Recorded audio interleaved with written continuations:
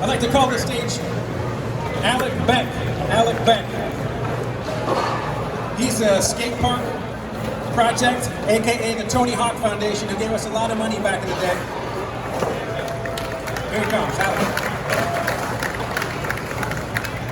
Thanks, Hal. Hi, everyone. Good afternoon. This is very exciting. Big shout out to Hal for all the work he's done in concrete. Yeah, Hal. Nicely done. Quick question for y'all. How many of you in here actively enjoy riding a skateboard? Just show of hands. Nice. How many of you have ever poured concrete in your life? That's a lot of people. Normally, this is probably the only spot where you're going to see a lot of people raise their hand for having poured concrete. It is not easy to do, that is for sure. Well, it started as a bump in 2002, a single concrete bump. Was that like 1 bag, 2 bags, Hal? The first bump? A single concrete bump has turned into a home for thousands of skaters in the area. This park is incredibly special. As you can tell, if you look around, look at all the faces you see around you. This is a home for a lot of people. And it would never have happened if it weren't for the hard work and dedication of a couple of people. Namely, Mr. Andy Harris. Let's give Andy a huge round of applause.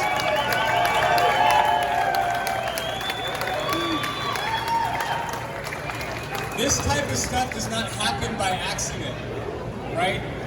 At the Skate Park Project, formerly known as the Tony Hawk Foundation, we help people get skate parks built. Usually looks a little different than this. This is a very unique framework. This is something where they realized that their needs weren't being met and they stepped up to meet their own needs in the community. And it took a lot of work, a lot of time, a lot of money, a lot of stress. When you do a DIY skate park, you don't always start with permission. And then it gets really tricky. Building stuff it's an art.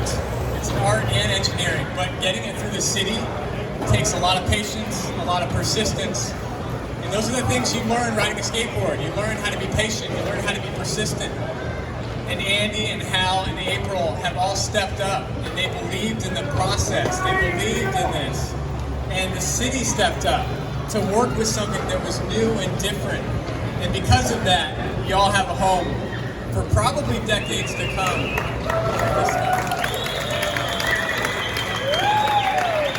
The man of the hour right now, Mr. Andy Harris, I'd like to bring him up.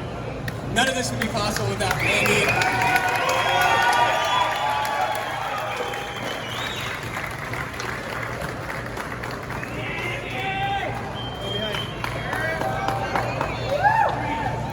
I wrote something. Okay, first of all, I'd like to dedicate this reopening to the memory of Mark Ryback and Trevor Connolly. Two Channel Street locals who left us far too early. Skateboarders, community members, and Channel Street locals. Welcome to the Channel Street Skatepark.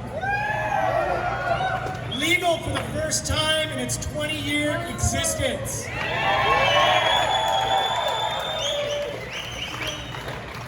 And this has been a long and winding road to get us from our humble beginnings of building concrete bumps and quarter pipes out of bag mix concrete and chicken wire bought from Home Depot down the street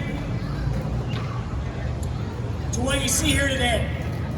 A thriving community of skateboarders and artists turning this former lot of illegally dumped trash and vagrancy into a place for physical activity and creativity.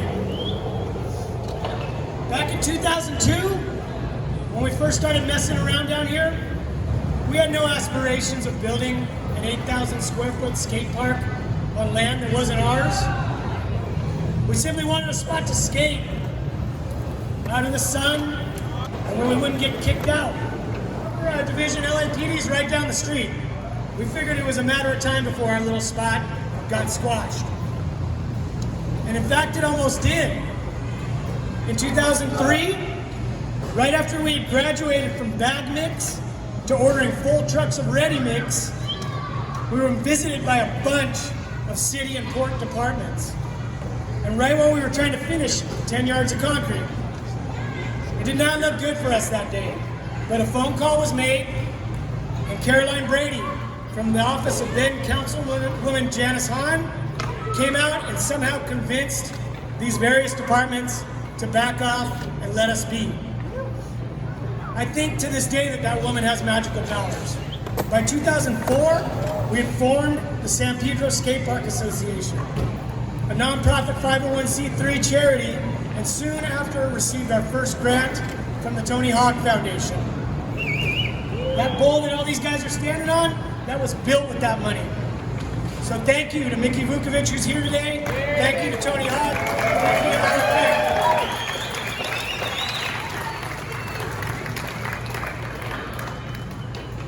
The years from 2004 to 2013 were a flurry of building, fundraising, and skateboarding.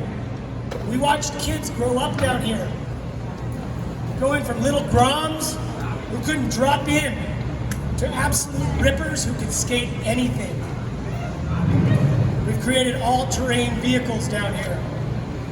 At the same time, the San Pedro community watched us grow as well, and the skate park became an accepted part of town.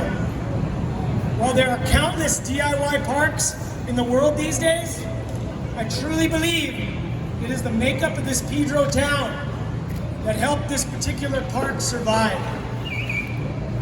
Channel Street and this effort does not happen in Torrance or PV. This town is pretty tight-knit. We're a union town with a long history of doing things our own way. In that respect, Channel Street is very Pedro.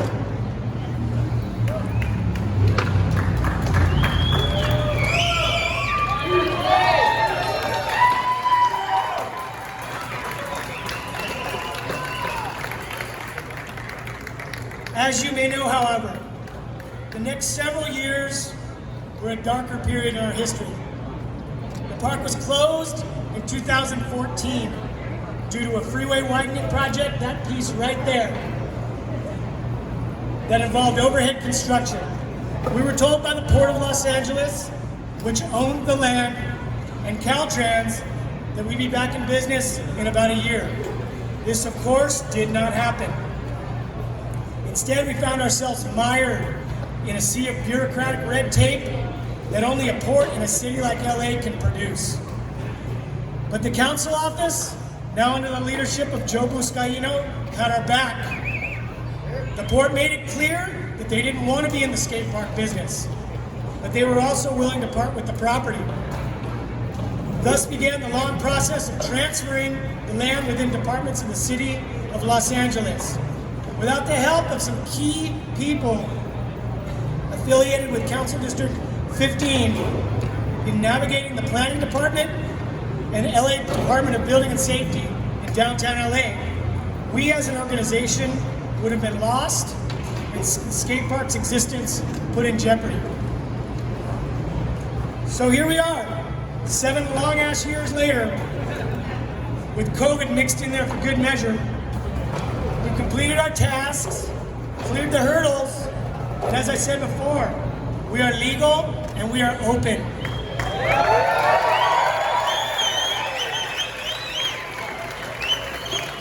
With that, I'll pass the mic to Councilman Joe Buscaino. Thank you guys.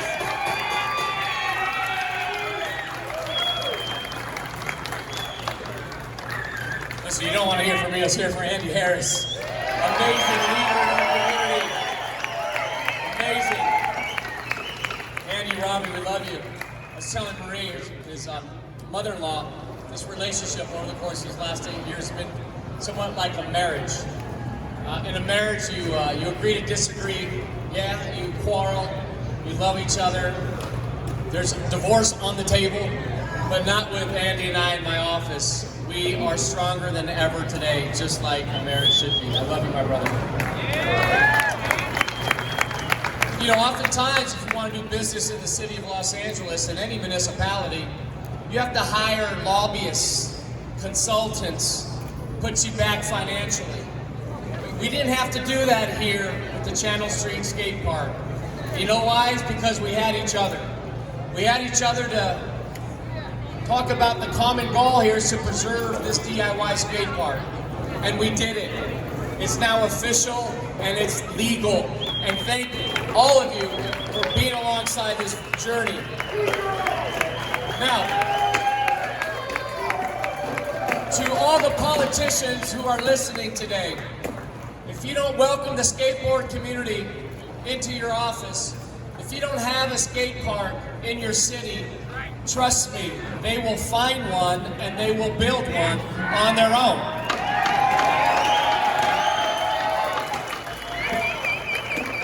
And this is why in Council District 15, I'm going to leave office come December and every community will have a kick-ass skate park in the Council District 15. This is personal for me. I saw you on Facebook, I saw you on Twitter, I saw you and heard you loud and clear on Instagram. But at the end of the day, when you were telling me to save Channel Street, I knew exactly what you meant. We wanted the same thing. And we have officially saved Channel Street Skate Park. Congratulations to all of us. Now, as Andy indicated, we had to work backwards. Legalizing the skate park was difficult and frustrating because of the red tape. How appropriate we're going to cut this red tape here to open this DIY skate park officially and reopen it and make it legally. But bureaucracy does not mean anyone is lazy and stupid. It means a lot of steps were required. And don't tell me that skateboarders are lazy. Don't tell me that skateboarders are rebels. What I've seen in my nephews and all of you is skateboarders are relentless, they're driven, they're motivated, and yes, when they fall down, they get their asses back up and do the work and complete the project, as we did here.